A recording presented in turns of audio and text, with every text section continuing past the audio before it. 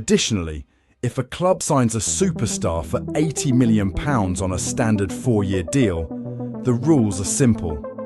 You don't pay £80 million every year. On the books, that fee is cut into pieces and spread across the length of the contract.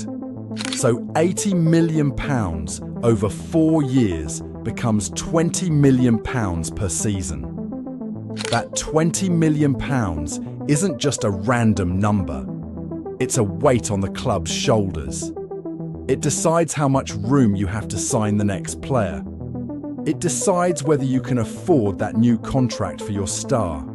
And most importantly, it decides whether you pass or fail the financial rules that are supposed to keep clubs under control. In modern football, your budget is oxygen.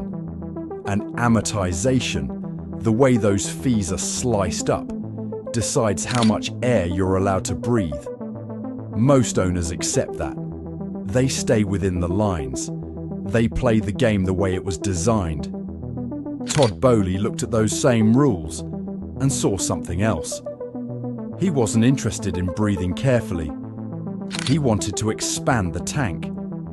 Instead of accepting the usual 4 or 5 year deal, Chelsea started offering contracts that stretched into unfamiliar territory. 7 years, 8 years, even 9. To critics, it looked desperate. It looked naive. Why would you chain yourself to unproven players for almost a decade?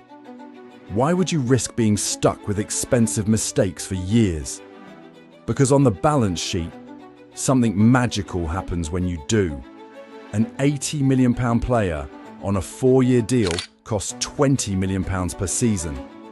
But stretch that same £80 million over 8 years. Now, on paper, it's just £10 million a year. Same player, same price, half the yearly cost. And that simple trick doesn't just save money, it creates an illusion. On the books, Chelsea suddenly look lighter, healthier, more compliant than they really are. And that illusion is what allowed Boehly to keep spending while everyone else was asking one question: how are Chelsea getting away with this?